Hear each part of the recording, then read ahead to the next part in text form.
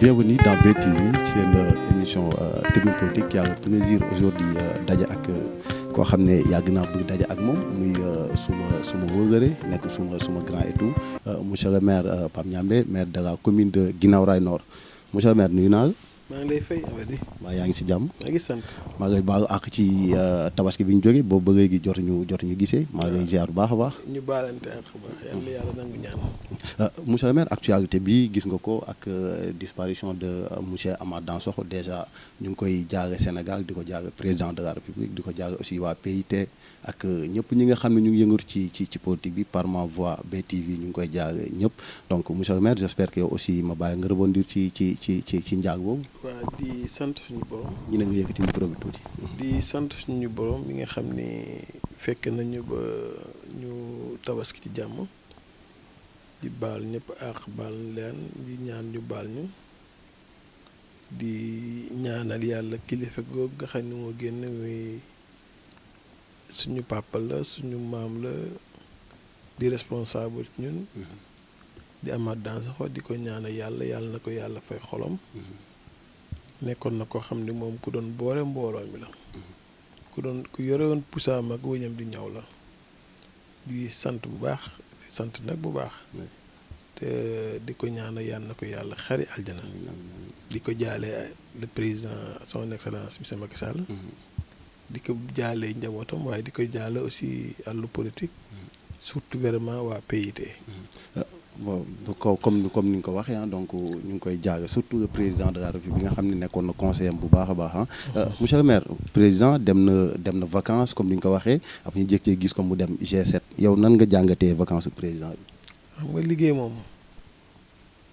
moom dafa laaj noppalu gis nga sénégalais bu ci war a dem congé yow mi kilifaam si ñu loo ko congé am dina la mere nit bu liggéeyee daa war a noppalu peut-être nit ñi dañuy faral di wax ni peut-être congé bi day tombé nawet loolu je crois que wax ji c'est uniquement à ce niveau tey su ko président nawet nag dafa nekk lu yaatu loo xam ni c'est un peu stressant te day nekk ay difficulté ci population bi loolu mooy li nekk man maa ngi ni màkk laa jóge samedi ci guddi dimanche ma gane la lundi ba léegi maa ngi ci terrain bi sañu maa dem ak maa bëgg noppalu loo gis ni ay CA5 yu may naan dangaa ñëw fekk may naan ay CA5 cela veut dire que coono day am man mënuma bañ moom mu nekk ci congé te xam naa ñun lii buñ dajee lii moom daj na fukkam na nit ñi am compréhension alors que aussi que na nit ñi jàpp rek c'est pas le président qui travaille c'est un coordinateur am na ñeneen ñu ko war a defal te nit ñi jëlee seen bopp teg ko foofu rek dama koy xool sama bopp man bi ma demee màkk liggéey bi fi am yëpp samay adjoint samay service ñoo ko def et ça a marché bien kon président moom bu demee congé jaar fa dem G7 dem feneen du tere day dox. mais liy tey xew nit yi mooy wax nga ko sànq situation bi nga xam ne fii la Sénégal toll ak nawet bi ak mbënd bi gis nga lu ci xew et tout donc mu ne day dem vacances ba pare ñu doon xaar sax bañ ko ne nawet bi def na ravage mu ñëwaat Sénégal mais non dafa gën a foncé pour dem ci G7 boo xam ne dañ ko invité kese. mooy li ma gëm man dama gëm ni c'est pas un leader à lui seul qui fait les résultats il a son équipe. seede yàlla il a son équipe comme man misé mon équipe c'est le même cas bi ma demee màkk équipe laa fi bàyyi bu ñu fi bàyyi équipe bi daa dox moom it bu demee liggéeyi jaar fa di G7 sur invitation l'équipe est là que les gens aient cette compréhension gis nga tant que nit ñi duñu am compréhension wu le leader nekk un coordonnateur le président à partir de là où il est peut donner des instructions ce seront des instructions yoo xam ni comme s'il était là. donc jàpp nga ne. man jàpp naa nit bu liggéey daa war a noppalu. gis nga ñi ngi gis ñuy ŋàññi di wax yëpp. ku ci sa congé jot. joxuñ la ko. nga mer. waaw mais monsieur le maire beneen affaire bi nga xam ne Sénégal dañ ciy taxaw di wax tout le temps mooy. président moo waxoon nañuy consommer local. nañuy dundee dundinu local nañuy dundee dundinu Sénégal nañuy nangam mu jël congé dem France c'est-à-dire loolu dañuy revenir à ce que su di wax naan ñun nos dirigeants gëmuñu réew mi est-ce que d'une part gisoo ne mënoon na toog congé mu toog fii nii dëkkam Fatick mënoon na toog Fatick defee foofu congé mais tey bu jëlee tey sunu dara yóbbu ko fi nga xam ne moom mooy France dem nekkee foofu congé donc loolu tamit day xaw a. pourtant y a des Européens yoo xam ne bu ñuy jël vacances fii la ñuy ñëw. mais ce sont pas des présidents quand même. non attention bu ñuy jël vacances fii la ñuy ñëw. on les appelle quoi des touristes. Ils prennent leurs biens ils les amènent ici. Il faut que les gens acceptent l'aspect touristique. man tey jii su ma doon ne damay jël ñaari fan noppal fan laay noppal damay génn ginnaaw raay. ah da ngay génn ginnaaw raay. il faut noppal fa dem. non c'est pas grave. ah bon je le réédite. ok xam nga lu tax. sànq da nga ne président bu doon mën na dem Fatick. président bi bu ñëpp xamoon ne président mi ngi Fatick di noppalu. militants yi duñ ko noppal. population bi duñ ko noppal. ñeneen ak ñeneen duñ ko noppal. mais lenn moom bu génnee feneen noppalu ne serait-ce que une semaine wala 2 semaines. man jàpp naa ne mën na am bu dee 2 jours ou 3 jours yu mu noppalu. daa baax ci nit. d'accord pour que le président puisse nous être utile. pour que moi que je puisse être utile à ma population. war naa di noppalu. si nga sa liggéey bii nga liggéey. boo ko doon def 24 heures sur 24. di nga toog ba benn jour nga yore micro bi au lieu que tu me poses à moi même la question tu vas te le poser toi-même la question. effectivement damaa jàpp nit ñi nañ nit day positif. nañ jàpp ni congé la am na droit def ko. effectivement. fan la koy defee may nag c'est son choix. ok dëgg la dëgg. parce que nit kuñ ŋaañee ci benn bu ñaaw def na fukk yu rafet yoo xam ne nit ñi duñ ci wax. d'accord est-ce que xam nga les gens là quand tu fais de bonnes actions ils n'en parlent pas. ah bon. il suffit que tu fasses une mauvaise action rek gars yi agrandir ko. xam nga man nit fu ma koy nattee. ci ay résultats am. nga leader. nañ ko natt ci résultat am. dafa am loo xam ne nag question wu dem noppalu. man je suis pas avec le président bokk ma ak moom parti. Benno laa bokk ak moom. waaye noppalu daa war. effectivement ci cadre boobu sax si gaa ñëwaat démb seetaan nga actualité bi. Abdou Mbaye def na sortie di indiwaat ci contrat yi loolu sax parenthèse rek bu ñuy tijji rek ñu gaaw ko tëjaat par rapport au contrat pétrolier bi et tout yow nan nga gisee situation pétrole boobu noonu nga xam ne moom nga nekk di wax ci Sénégal depuis boobu ba tey. sama information foofu nag daa bëriwul de. mais monsieur le maire te moi j'étais déphasé de la réalité du Sénégal. c'est fait 27 jours. 28. Makka. mi fi ñëw ba léegi manqué ndox mi. mais situation boobu avant ngay dem. oui d'accord j'ai pas pour habitude. de parler des choses que je ne maîtrise pas. gis nga la situation du pétrole là. kii day wax lii kii wax lii. qui a raison. yow sa xalaat. waaw man it dafa laa waxee dama ne. qui a raison. je sais pas. dans la mesure où kii day wax lii kii wax lee. alors que man dañ fay fekk ma fa. nous ne pouvons que nous contenter des dires des uns et des autres. oui. à qui donner raison. oui. mais selon vous en tant que citoyen sénégalais yow nan nga gisee situation pétrole bi ñuy wax contrat bi ñu war a réviser waat ak niñ ko joxee Franck Timis ak niñ ko joxee Petro-Tim ak nangam yow nan nga ko gisee maîtriser wu ma ko en tant que citoyen maîtrise pas mënoo si wax non c'est que man lu ma jaaxal mooy ñëpp ñi nga xam ne dañ nekkoon ci Benno bi quand tu poses des questions honnêtement dañuy wax naan du ci wax même bu dul loolu même bu dul le fait que ma bokk Benno ak ñàkk benn bokk c'est un dossier que je ne maîtrise pas. ok non sans si xoolal du question appartenance politique yàlla xam na ne su ma ci amoon lu ma ci maîtriser dama la koy wax. d'accord mais c'est un dossier que je ne maîtrise pas. Aliou Sall c'est un camarade maire. oui miinantuwuñ. effectivement les Amadou Sall là c'est un gars de la banlieue. miinantuwuñ.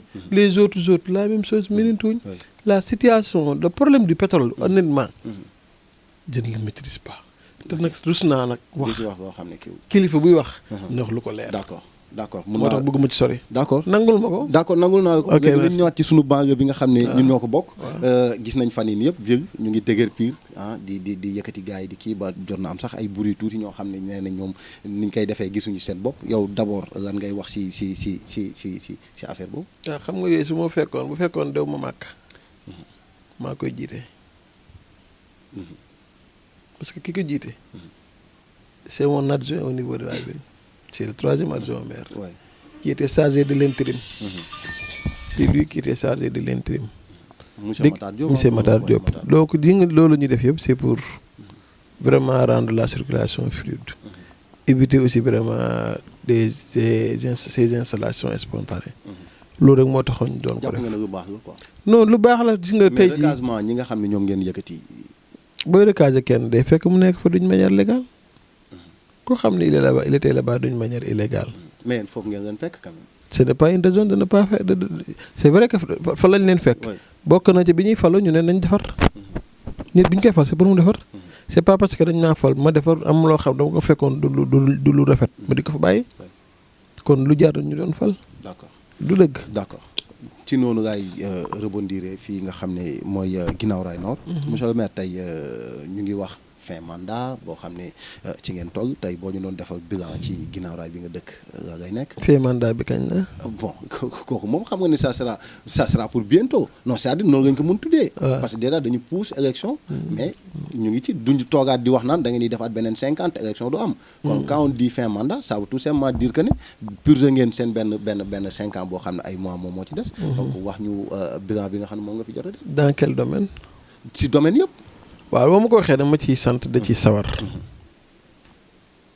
di sant d'abord yàlla. di gërëm bu baax vraiment équipe bi ma àndal. kii ma toogal c'est le maire Talla Loum. deuxième adjoint au maire de la commune. tey man ku ma ne luy sa mandat dinaa ci sawar. et ceci dans tous les domaines. xam nga tax may gën a sawar sama mandat. boo laajee imaam yi sax xam nañ ni ma def. nga laaj délégué de quartier yi xam nañ ni ma def. koo laaj ci population bi koo xam ni il a animé de bonne foi dina xam ne def nañ dara. j'aimerais que nag yow. pour mu leer je ne veux pas téléguider. je ne veux pas téléguider mon argumentaire. nga di ma poser domaine bu nekk ma tontu la domaine bu nekk. c'est-à-dire maire soo gisee ma wax loolu avant ñuy ñëw ñun jot nañ def benn après xam naa di ngeen ko gis am na ñu jot a waxtaan ak. am na sax ñu ne ñoom secours tabaski yi passé nii rek. da ngeen ko defee nu leen neexee affaire partisan ngeen ko def. c'est-à-dire yooyu benn aspect la boo xam ne askan bi ci boppam. ñoom ñoo ko wax di ko tirer ci sa kaw. est-ce que loolu mën nga si ñëw. ben je crois que secours moom yàgg nañ koo def. man sama façon wu liggéey. secours ndimbal la. si ñu ànd ak yow ñu ngay dimbali quoi. non waxuma loolu. secours ndimbal la. xam nañ ko. man damay dimbali ñu ma xamut. man maay def chaque année. jàkk ju nekk mu yóbbu fa une enveloppe. pour participer ci de 100 000 francs. 100 000 waay. di participer ci seen courant ak seen ndox. chaque année. par année quoi. chaque année. at bu nekk ngay soog a yóbbu 100 000 francs. def ko waaw musut am. mais monsieur Maître tu trouves ça que loolu jar na nga siy nekk di wax at bu nekk nga yóbbu 100 000. si at bu nekk nga yóbbu 100 000. si nga nekk di si kii. si musut am. ma dem xoolal ci dans les communes. koo xam ne day assurer jàkka yi chaque année. ma jox la 100 000 nga. ñaata jàkk ngay jox 100 000. j'ai 13 mosquées. 13 mosquées. ñaar. chaque année. 56 daara. ba 50 dinaa leen jàppale. comme gan. ci ceeb ak diwlin. hauteur de. ci ceeb ak diwlin. hauteur de combien. j'en arrive. ci ceeb ak diwlin. ñii dem màggale yóbbaale. ñii dem gàmmu yóbbaale. ñii dem ñaasaan yóbbaale. yaa ngi may dégg de. loolu dama koy def. ku ci nekk dinaa la jox ceeb ak diwlin.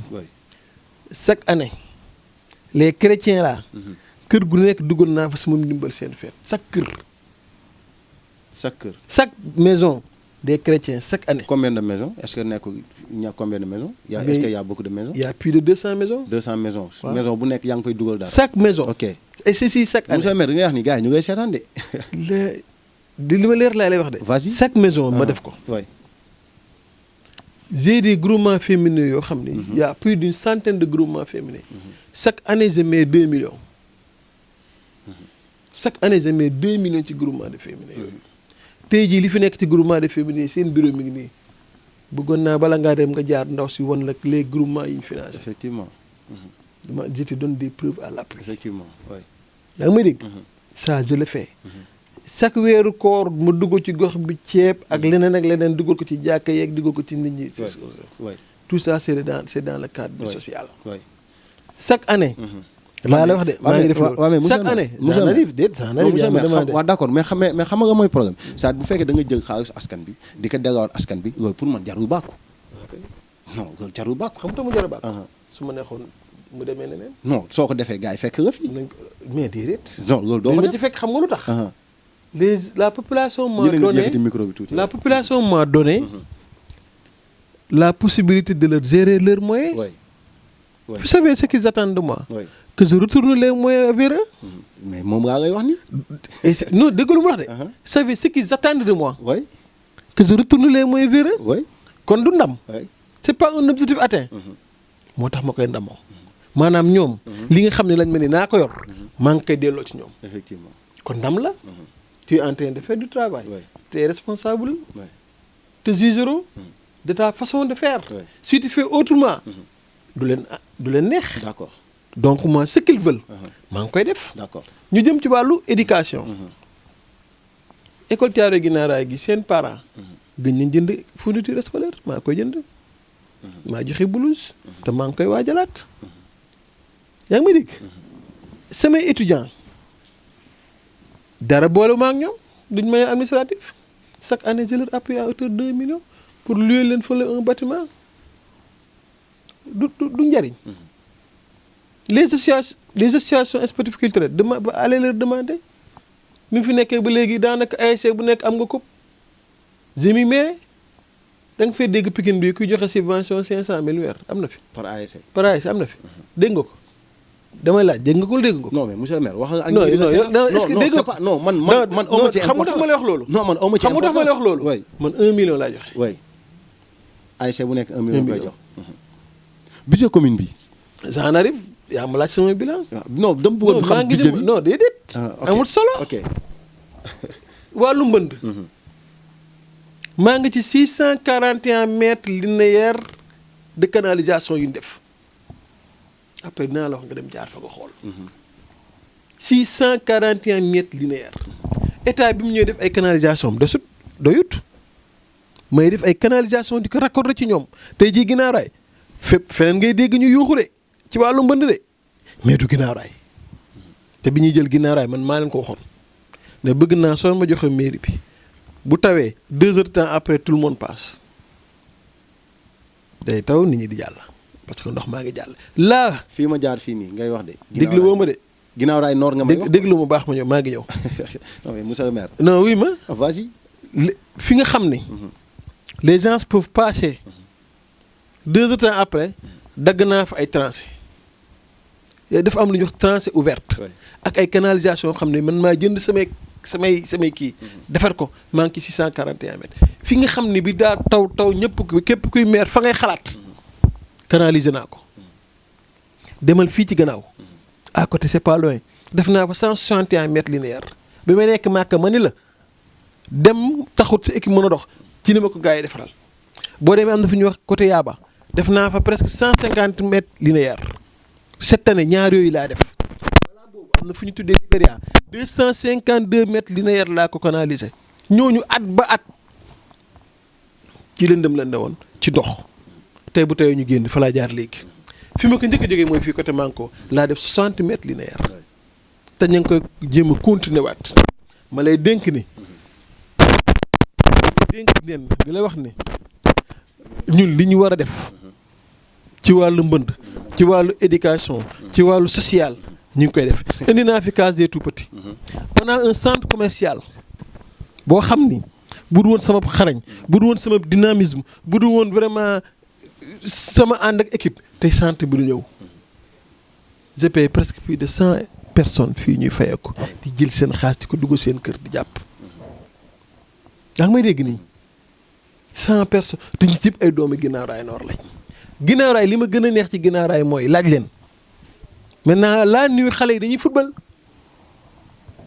la nuit xale yi dañuy football ndax dëkk bu leer.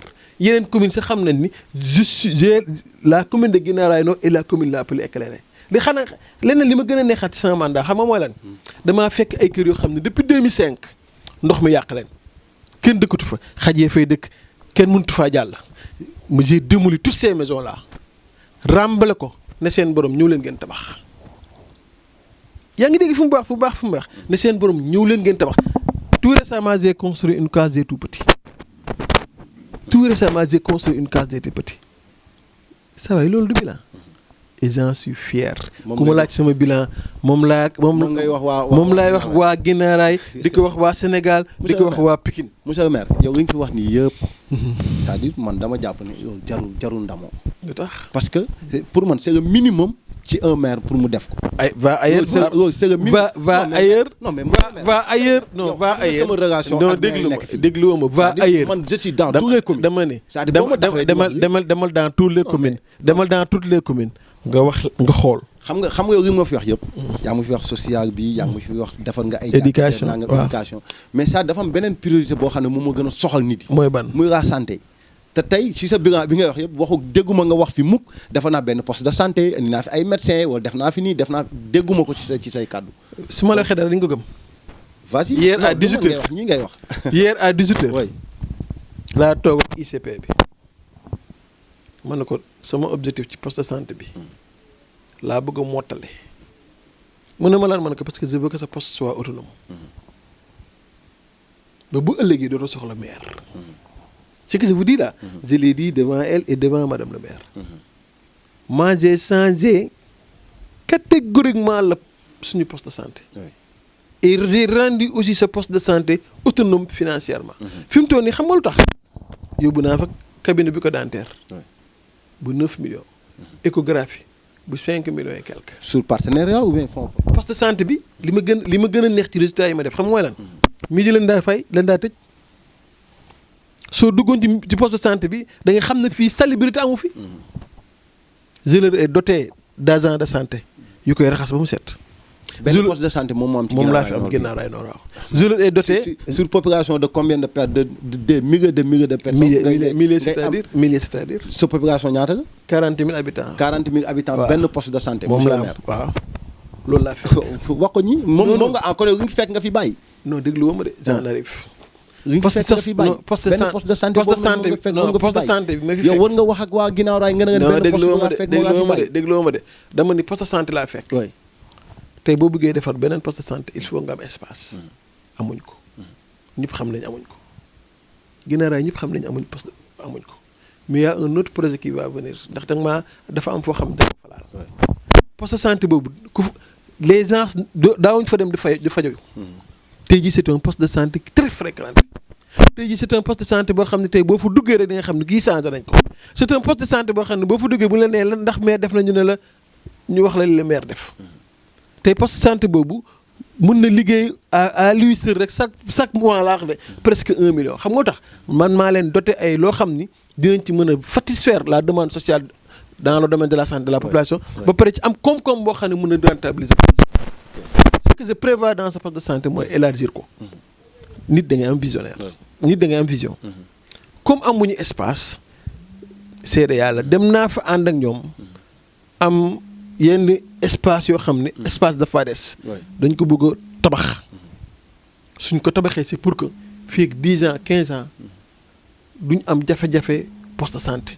y a un partenaire qui est venu pour def fi beneen projet boo xam ni ay genre projet communautaire la.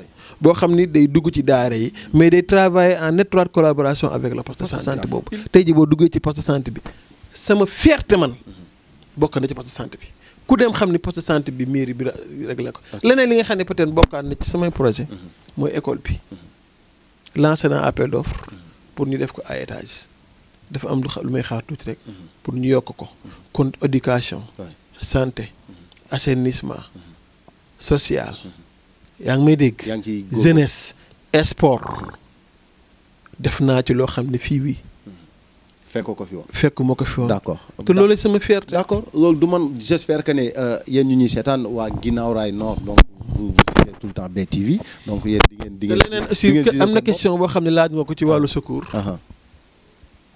nit doo ko dimbali di ko nit dimbali naa la fii laa toog léegi doon xool kan ak kan la nit ñi jox bi ma demee màkk waaye doone damaa jox diw dama ko jox kilifa du def loolu waaye li leer ba leer mooy jox nañ ñu bëri jàppale leen ci tabaski ñu bëri mbooloo mu bëri jox nañ leen jàppale leen ci tabaski waaye du ma tudd est-ce que mënoo ñu wax chiffres yi quand même boo génnee léegi dinaa la won la liste ñi ma jox ñëpp soo génnee léegi si say avec la comptable dinaa la won ñii ñëpp jox nañ leen de vive voix di nga xam ne ñii jox nañ leen léegi rek lañ ma doon rendre compte mu ñëwee. ndax bi ma demee ba léegi nag maa ngi doog a jël service. normalement ñu may rendre compte. d'accord monsieur le maire pour ñu jeexal donc ñu ngi ci diggu hivernage yi wax nga ko sànq ñu ci jot a def canalisation et tout mais tey man ba may ñëw si yoon bi gis naa ne ci biir ginnaaw raay nord il y a des zones yoo xam ne vraiment inondation bi xaw na leen sonal donc yow lan nga ci prévoir. ce n'est que des flaques d'eau. man damay dox di gëj di war rek amul mbedd booy romb di xuus amul foo xam ne romb nga fa xuus. mais raccord yaa ngi foofu taxaw mënuñu gars yi di ko samay raccord lañ waaw mais raccord yi ñu ngi taxaw di ko manque. samay raccord lañ mais yow quand vous me dites que ni def nga ay canalisation def nga nanga ba tey raccord yaa ngi foofu taxaw di manque ci kër jàmbur. la canalisation ne peut pas être dans toutes les zones de Guinaw Rail. oui j'ai une équipe sur place. au niveau de Rail ba yaa Abdou Aziz Ndour. bu ŋàccee ñoo ko jox moto pam jox ko raccord. day ŋàcc sotti ci canal yi. tey ji boo demee Gorée léegi laa ci doon waxtaan le dispositif est mis en la collaboration avec les sapeurs pour pomper. amul foo xam ne fii Guinaw Rail jëlal tëli ba tëli bee nga ne ma mën ngaa dox xuus nga wax ma ko amut. wax nga ce qui veut dire que non seulement def naa canalisation. mais fi nga xam ni canalisation mënu faa yegg si. moto pompe laa fay teg. ngacc ko d'accord kon d'accord ak man ka ni gis naa ne fii moto pompe yaa ngi fi ak ndox yi. donc c'est le dispositif de la commune. d'accord que ne kon canalisation daju fépp.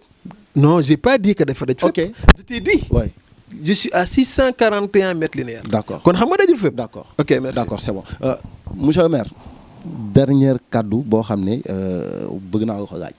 muy côté sécurité parce que fii d'habitude soo waxee Guinaw Rail Nord rek xel yëpp day dem ci agression banditisme et cetera te gis nañ benn poste de police moom moo fi nekk te dafa sori mu ngi ba ca kaw a kaw lan nga prévoir pour loolu. je crois que jamono ji ñuy wax ni Guinaw Rail daa garaaw. ak jamono ji bokkutul jamono dañuy ne Guinaw Rail daa garaaw ak jamono ji bokkutul. jamono ji wax ni Guinaw Rail amoon na insécurité jamono ji wax ni Guinaw Rail amoon na insécurité ak jamono ji bokkul fi mu jógee léegi maa commissaire la ak équipe am sur des maisons yoo xam ne en danger yoo xam ne dama caa war a contribuer pour ñu dindi ko tout de suite waa ji ko doon defar doo ma ne ko ñëwoon dindi ko. nous travaillons en étroite collaboration avec le commissariat. mais est-ce que benn poste déglu ma un seul poste mënul suffire. mais du sama compétence compétence yu état pour nga faire appel et l'état en est conscient. il faut faire appel. am na liggéey bu bëri yu ñuy def ak commissariat. du lu ñuy wax ci presse. mais je sais que vraiment c'est un commissariat qu'il faut applaudir. Ils font d'excellentes choses. Vraiment pour la sécurité de la population.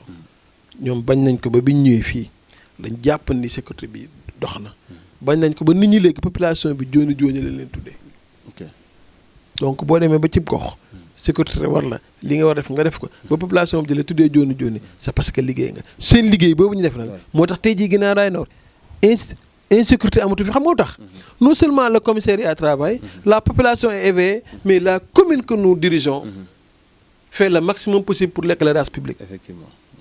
ay nit ñoo ñëw ne ma man de maire les 4 heures du matin dinaa dem xëy du ma am jafe-jafe kon éclairage bi sécurité c'est à ces deux niveaux. au niveau de la police au niveau de la commune. te ñun li ñu war def nañ ko massaalement on a une équipe boo xam ne lampe bu tax. fay ñu defar ko. d'accord on m'a fait signe que ne émission bi jeex na tàkk mais may ma 1 minute rek monsieur le maire wax naa ko sànq yéen a ngi jëm ci fin mandat donc ak li ñu fi jot a wax yëpp comme bilan je pense que ne c'est positif et ñuy seetaan xam nañ ne c'est positif donc monsieur le maire candidat pour sa propre succession. Bien ça c'est une évidence quand si on ne change pas une équipe qui gagne. Donc vous voulez rester. On ne change pas une équipe qui gagne. Vous voulez rester. Cela veut dire que je ne change pas une équipe qui gagne. Non, vous voulez rester. Vous me dites oui. Non, je veux rester. Je resterai. Ok. su ma demee bay génn jël keneen ku nekk ci man ma jox ko.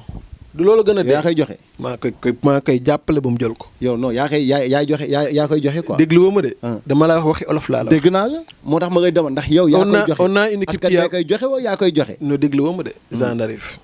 on a une équipe qui gagne. Oui. Et quand cette équipe gagne. c'est une équipe à reconduire. Oui. suñ ci paree. selon vous c'est nga jàpp nga ne vous êtes en train de gagner. quand tu fais d'excellent un travail extraordinaire. waaw yow mun nga ko jàpp la population a confiance en toi. mun nga ko jàpp yow. tey population bi kenn doon na ñun on travaille pas nous travaillons. ok ces gens là ñeneen ñi nga xam ni dégg naa ne bëgg nañu yooyu. xam nga li ñuy wax. bañuñ liggéey na. te ils le savent. mais am nañ droit ñu mit bëgg.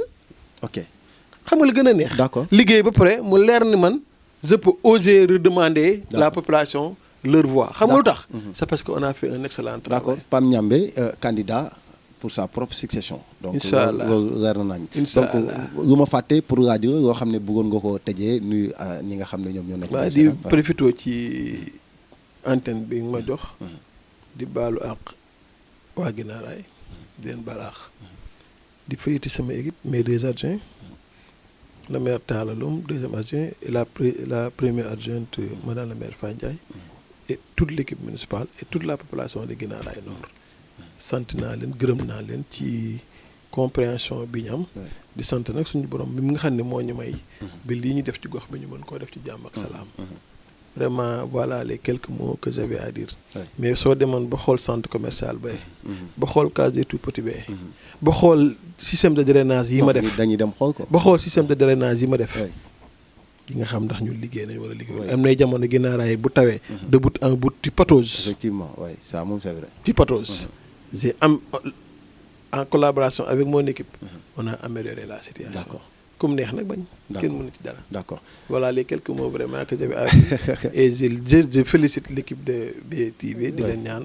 mu yeew ak ay l'équipe ko effectivement nga àndal. merci di leen ni vraiment jaajëf et jaajëf je vous remercie. merci beaucoup monsieur le maire lu ma gën a neex si ay kàddoom soo koy dégg à chaque fois moom il ne parle pas de moi il vous parle de nous donc loolu moom mooy def force am parce que dafa am équipe boo xam dañ ko gëm wóoru ko. moom aussi tamit mu gëm équipe bi wóor leen moo tax seen liggéey di neex parce que soo gisee nga koy jël c'est un peu rare nga dem di jël benn maire tribune pour di gis ses adjoints toog di ko assister ci émission bi donc ça veut tout simplement dire que ne yow aussi borom xol bu rafet nga et aussi gis nañ ne sa liggéey am na transparence ak ñi nga xam ne ñoom nga nekkal man aussi maa ngay jaajëfal bu baax a baax di remercier bu baax ci accueil bi di wax ne yow moom comme Màkka nga jógee donc da ngay ñaanal BTV rek parce que dégg naa ko jóge Màkka 40 jours loo ñaan rek suñu borom da koy nangu dañu bëgg nga ñaanal ñu suñu signal bi gaaw a ñëw parce que bon on en a besoin soxla nañ ko trop vraiment donc di jaajëfal ñëpp maa ngi ak Amadou Ba donc Seydou Ba dina nekkaat ci montage bi donc jàmm ak jàmm Tribune Politique woon prochainement ñu jël keneen merci beaucoup